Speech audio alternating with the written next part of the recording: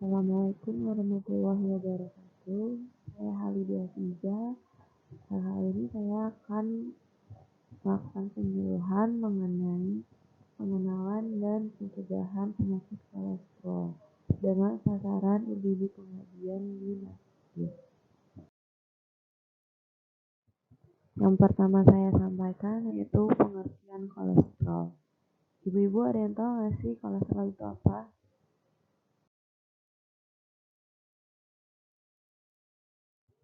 Nah, ibu-ibu, kolesterol itu merupakan lemak yang terdapat di dalam tubuh kita, yang terdapat di dalam aliran darah kita. Nah, kolesterol juga secara alami sudah ada loh di dalam tubuh kita.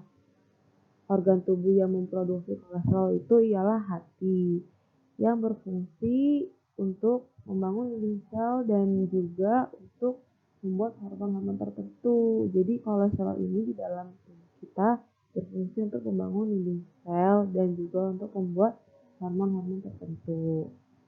Nah, kolesterol ini juga ada yang baik dan ada yang jahat. Yang baik itu namanya LDL, low density lipoprotein, karena itu rendah, dan HDL, high density lipoprotein, karena itu tinggi. Makanya kenapa dikatakan jahat. Ibu-ibu ada yang tahu nggak sih berapa kadar normalnya kolesterol di dalam tubuh kita?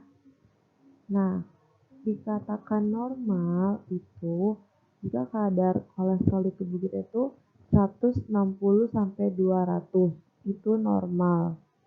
Nah, kalau di atas 240 kadar kolesterolnya itu merupakan kondisi tidak normal atau berbahaya bagi tubuh. Nah, ibu-ibu tahu nggak sih sebenarnya kolesterol yang ada di dalam tubuh kita itu mempunyai fungsi tersendiri loh di dalam tubuh.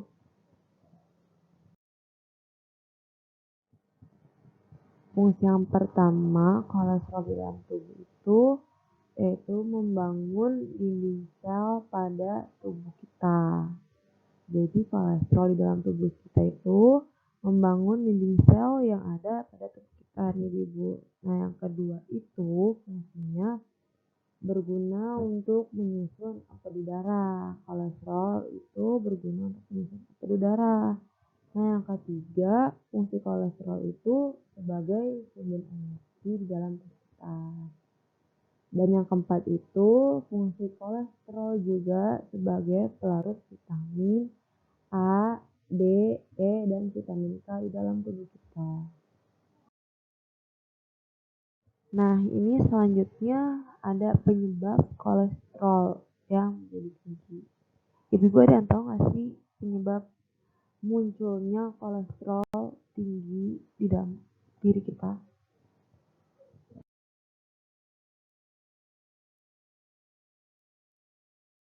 Nah, penyebab yang pertama itu keturunan nih ibu, keturunan dari orang tuanya ibu-ibu di sini yang sudah tahu bahwa dia mempunyai penyakit kolesterol. Terus penyebab yang kedua yaitu dari usia. Nah, ibu ada yang tahu nggak sih setelah usia berapa kolesterol itu cenderung meningkat? Nah, ketika usia 20 tahun itu kolesterolnya cenderung meningkat karena kita di usia 20 tahun itu sudah mulai makan makanan yang apa saja dimakan, yang berlemak dimakan, yang siap saji dimakan juga. Nah, itu yang penyebab munculnya penyakit kolesterol.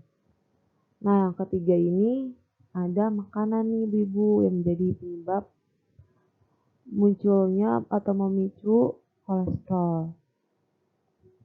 Nah, makanan ini yang berasal bisa dari lemak hewani dan lemak nabati nih ibu.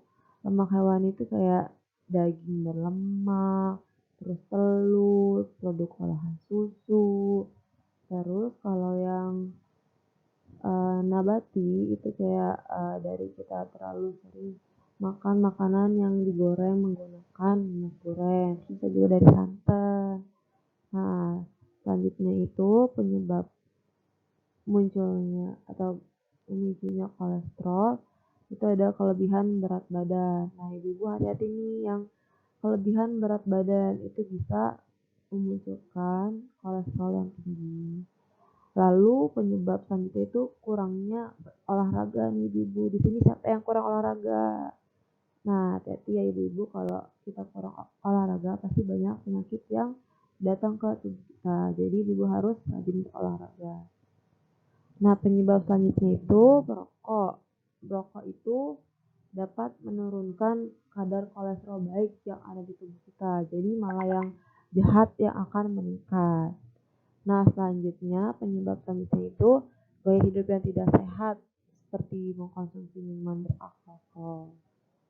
Jadi ibu hati-hati ya yang mengkonsumsi minuman beralkohol itu dapat memicu kolesterol menjadi tinggi.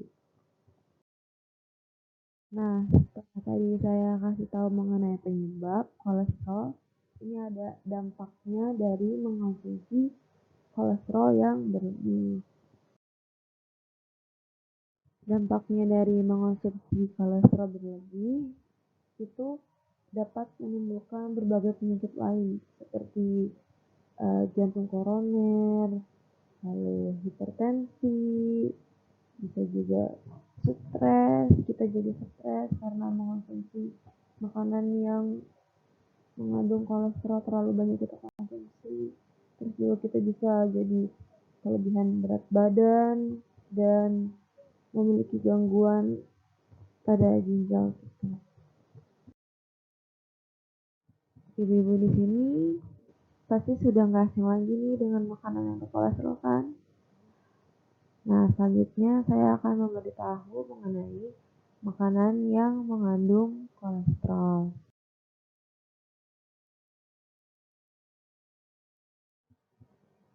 Makanan yang mengandung kolesterol itu ada makanan bahan pangan hewani dan bahan pangan nabati. Bahan pangan hewani itu ada daging yang berlemak, terus telur, terutama yang kuningnya ya ibu ya, itu yang membuat kolesterol menjadi tinggi. Tetapi kalau dimakannya tidak terlalu sering itu nggak apa-apa. Lalu ada kerang juga dapat membuat kolesterol menjadi tinggi. Terus produk olahan susu seperti keju, yogurt, dan sebagainya. Nah, lalu ada bahan pangan nabati. Bahan pangan nabati itu seperti minyak goreng atau minyak kelapa sawit, dan juga ada santan yang buat kolesterol di tubuh kita menjadi tinggi atau jahat. Sekian penyuluhan dari saya, Halidia Afiza. Semoga yang saya sampaikan dapat menambah pengetahuan ibu-ibu di sini. Kurang lebihnya mohon maaf. Wassalamualaikum warahmatullahi wabarakatuh.